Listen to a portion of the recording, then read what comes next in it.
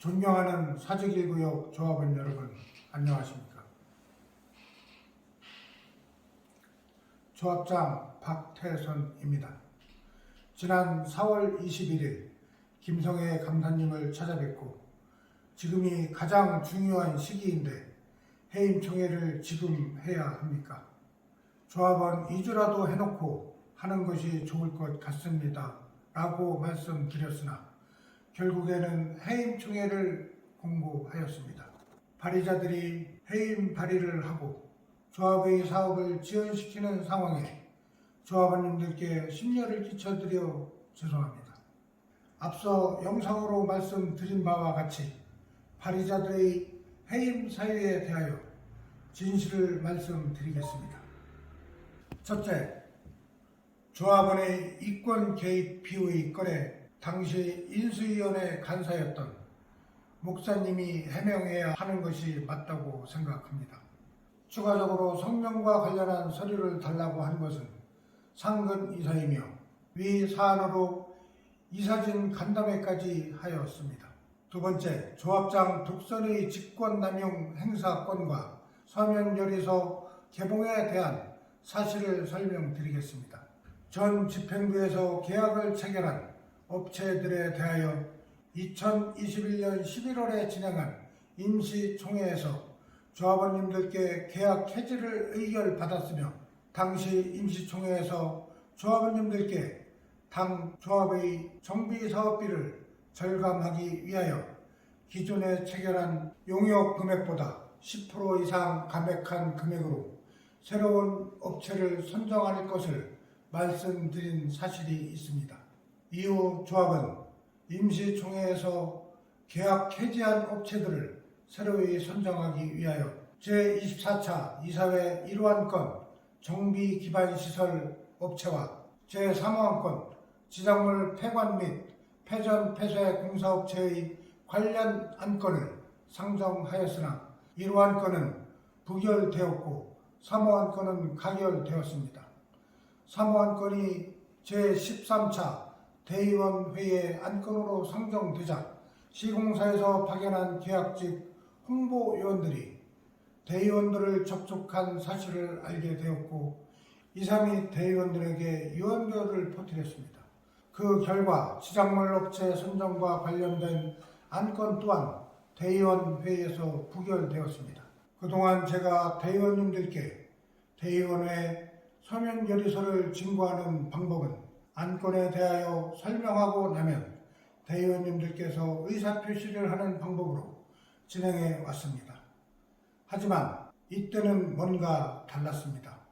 안건에 대한 설명도 하기 전에 안건에 의사표시를 먼저 하시고 아니면 미리 봉투에 담아 주셨습니다.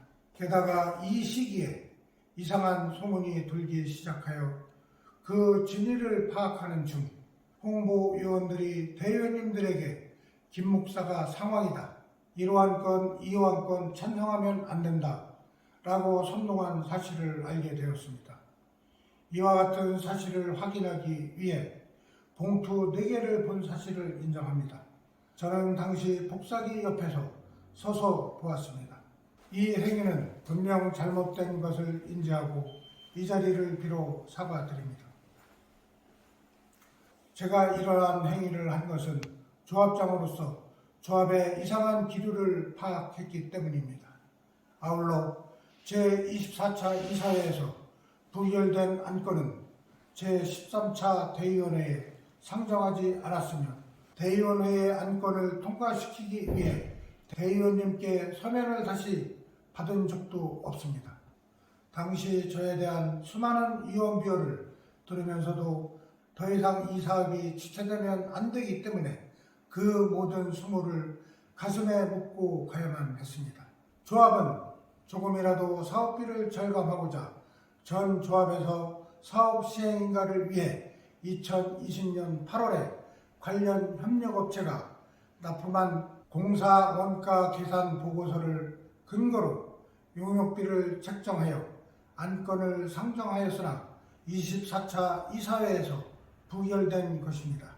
당시 협력업체인 현대산업정보연구원 대표와 통화한 녹취록을 조합원님께 공개하도록 하겠습니다. 비례율과 관련하여 정비업체와 고민하고 있던 중 시공사가 비례율을 조정하며 정비기반시설 관련 업체에 대한 용역비를 52억으로 터무니없이 낮게 조정하였으며, 이후 저는 용역비를 낮춘 시공사 관계자에게 52억에 할 수 있는 업체를 데려와서 하라고 말했으나 못한다고 대답하였고, 제3차 시공사 협상단 회의에서도 제안하였으나 못한다고 대답하였습니다. 이제는 시공사가 대답해야 합니다. 정비기반시설 공사업체의 과도한 용역비 책정에 대한 말씀을 드리겠습니다.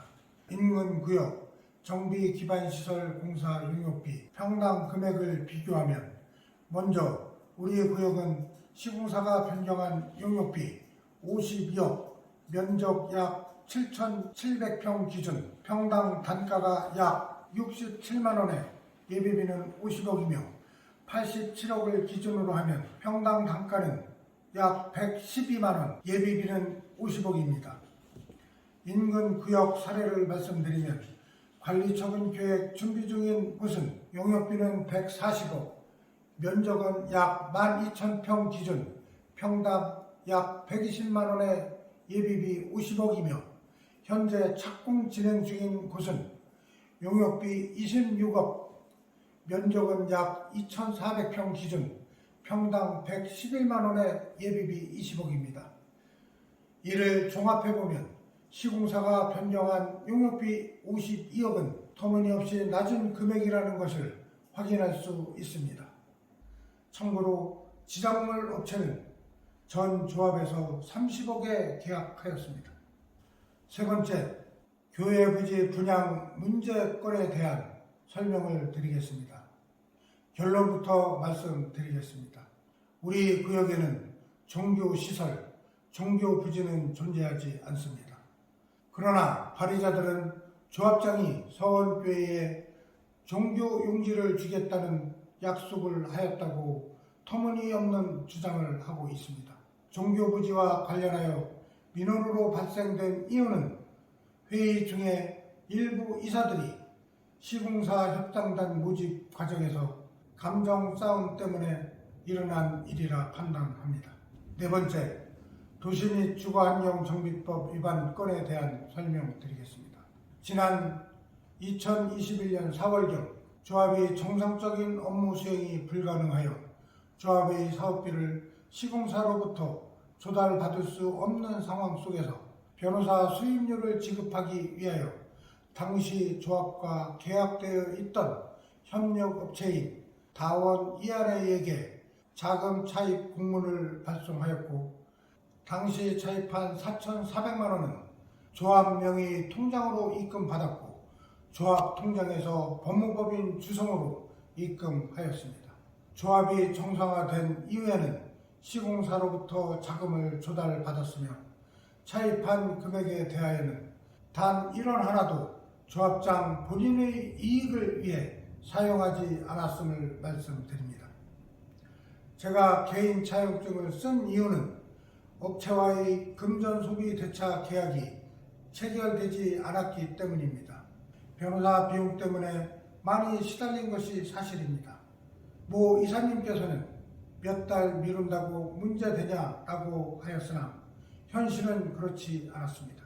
변명으로 들리실 수 있으나 그 당시 3월 총회가 끝나고 조합 설립 변경인가 준비 및 5월 총회 준비 등으로 차입금과 관련한 안건을 상정하는 것을 잊고 있던 중 11월에 협력업체로부터 차입금 반환 공문을 받고서야 생각이 났습니다. 당시 이사회에 바로 차입금에 대한 안건을 상정하지 못한 저의 실수입니다. 존경하는 조합원 여러분, 말씀드린 내용에 대하여 조합원님들께 소식지로 보내드리겠습니다. 조합장 이하 이사 및 감사 임기는 내년 9월까지입니다. 저는 총회 방식을 연임 총회가 아닌 선출 총회 방식으로 진행하며 조합장 이하 모든 임원에 대하여 조합원님들께 제 신임을 묻겠으며 필요하다면 내년 초로 총회를 앞당겨 진행할 수 있도록 하겠습니다.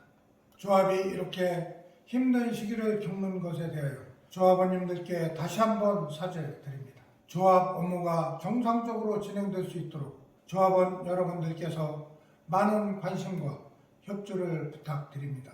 감사합니다.